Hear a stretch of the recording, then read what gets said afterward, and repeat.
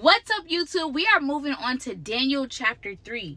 So at the end of Daniel chapter 2, we learned that Daniel was the only one in the kingdom who was able to reveal the mystery that the king Nebuchadnezzar had and give its interpretation.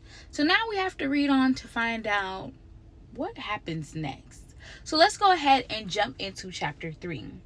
So chapter 3 starts out with the title being the gold statue. So I wonder if King Nebuchadnezzar has thoughts about this gold statue that he dreamed about. Verse 1 says, King Nebuchadnezzar made a gold statue 90 feet high and 9 feet wide. He set it up on the plain of Dura in the province of Babylon. King Nebuchadnezzar sent word to assemble the satraps, prefects, governors, advisors, treasurers, judges, magistrates, and all the rulers of the provinces to attend the dedication of the statue King Nebuchadnezzar had set up. So the satraps, prefects, governors, advisors, treasurers, judges, magistrates, and all the rulers of the provinces assembled for the dedication of the statue the king had set up. Then they stood before the statue Nebuchadnezzar had set up. So let's just pause real quick. This man made a gold statue 90 feet high and 9 feet wide. So just put that inside of your imaginations. He called all of the officials, all of the rulers, all of the magistrates from all the provinces to come and look at the statue he had set up. So let's continue to read to see what happens. A herald loudly proclaimed, "People of every nation and language, you are commanded, when you hear the sound of the horn, flute, zither," I gotta look that up. What is a zither? "Lyre, harp, drum, and every kind of music, you are to fall face down and worship the gold statue that King Nebuchadnezzar has set up." I ain't feeling that. Verse 6 says, "But whoever does not fall down and worship will immediately be thrown into a furnace of blazing fire." Verse 7 says, "Therefore, when all the people heard the sound of the horn, flute, zither, lyre, harp, and every kind of music, people of every nation and language fell down and worshiped the gold statue that King Nebuchadnezzar had set up." So verse 8 says, "Some Chaldeans took this occasion to come forward and maliciously accuse the Jews. They said to King Nebuchadnezzar, 'May the king live forever. You as king have issued a decree that everyone who hears the sound of the horn, flute, zither, lyre, harp, drum, and every kind of music must fall down and worship the gold statue. Whoever does not fall down and worship will be thrown into a furnace of blazing fire. There are some Jews you have appointed to manage the province of Babylon: Shadrach, Meshach, and Abednego." Remember, their names were changed, okay? These are Daniel's friends. "These men have ignored you, the king. They do not serve your gods or worship the gold statue you have set up."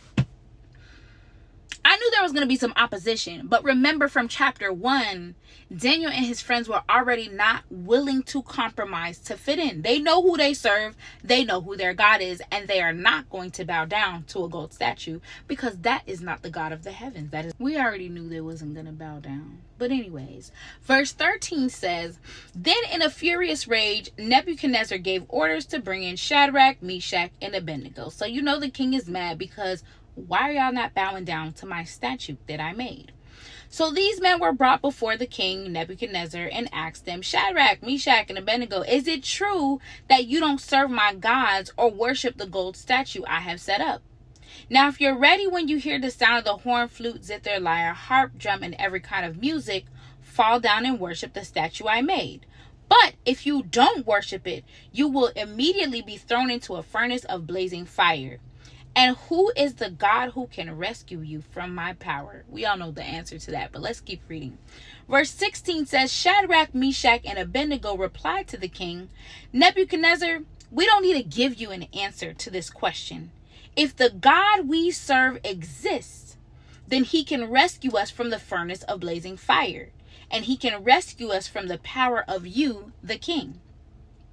But even if he does not rescue us, we want you as king to know that we will not serve your gods or worship the gold statue you set up.'"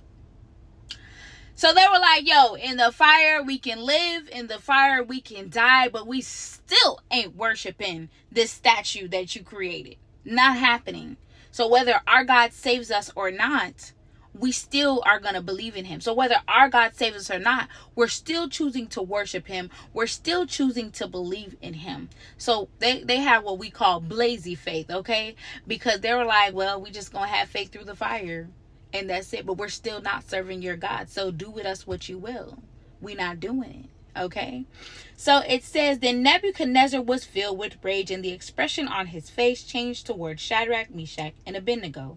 He gave orders to heat the furnace 7 times more than was customary, and he commanded some of the best soldiers in his army to tie up Shadrach, Meshach, and Abednego and throw them into the furnace of blazing fire. So I don't know if you ever had charcoal on the grill and then you put the lighter fluid. You know, after a while, once you spark it, it calms down. I could just imagine them just throwing more lighter fluid. Like, you know what? Get it hotter, get it hotter, get it hotter. 7 times hotter. And then he tied them up. Because he's like, y'all not going to run out of this. I'm just going to throw y'all into it. What a wicked king. But let's read on to see how the story continues. So here we go. Verse 21 says, so these men in their trousers, robes, head coverings, and other clothes were tied up and thrown into the furnace of blazing fire. Since the king's command was so urgent and the furnace extremely hot, the raging flames killed those men who carried Shadrach, Meshach, and Abednego up. This is crazy. So the men who carried them up, it was so hot that it killed them. And these 3 men, Shadrach, Meshach, and Abednego, fell bound into the furnace of blazing fire. Then King Nebuchadnezzar jumped in alarm. He said to his advisors, didn't we throw these 3 men bound into the fire? Yes, of course, your majesty, they replied to the king. He exclaimed, look, I see 4 men not tied, walking around in the fire unharmed, and the 4th looks like a son of the gods. What is going on here? Verse 26 says, Nebuchadnezzar then approached the door of the furnace of blazing fire and called Shadrach, Meshach, and Abednego, your servants of the Most High God, come out. So Shadrach, Meshach, and Abednego came out the fire. When the satraps, prefects, governors, and the king's advisors gathered around, they saw that the fire had no effect on the bodies of these men. Not a hair of their heads was singed. Their robes were unaffected, and there was no smell of fire on them. Could you imagine that? The people who carried them up to the fire died because it was so hot. But these men, and who they believed was a son of God, was walking around with them. They were unharmed. They were unburned. Not a hair on their head was touched. Now, we all know if we walk into a fire right now, we're going to burn up. But this is a different kind of fire.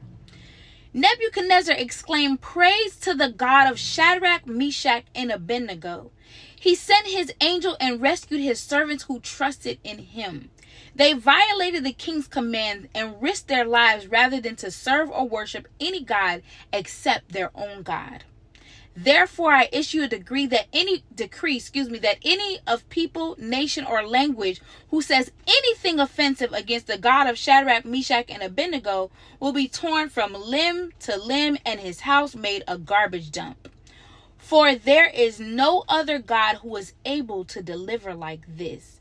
Then the king, once again, for a second time, rewarded Shadrach, Meshach, and Abednego in the province of Babylon. I felt so touched reading that because it was a matter of, for God I live, for God I die. I'm still not worshiping your God. So I pick up 2 things from this chapter. One, they said they believed that there was a fourth man who was a son of God walking with them. So to me, this shows us God meets us in the fire when we choose to stand up for him. I'm going to be honest. They could have just stood back and said, you know what, bruh, since you said you're going to heat the fire 7 times hotter, on second thought, let me just go ahead and worship that little statue because we don't got time. I'm not trying to get burnt. The other thing is, as you can see, God didn't stop them from going into the fire, but he walked with them through it. Because if you recognize, there was a scripture that says that they were untied, walking around in the fire unharmed. And the 4th was believed to be a son of the gods. So I do strongly believe that is another sign that God doesn't always rescue us before the fire, but he will definitely walk through the fire with us. And that is so inspiring to me. So honestly, don't settle, don't compromise, because God is always going to look out for you. Even if it's at the last minute, even if it's when you're already in the fire, he can still rescue you. He can still save you. And the type of faith that they had, honestly, they was like, even if he don't save us, we're still going to worship him.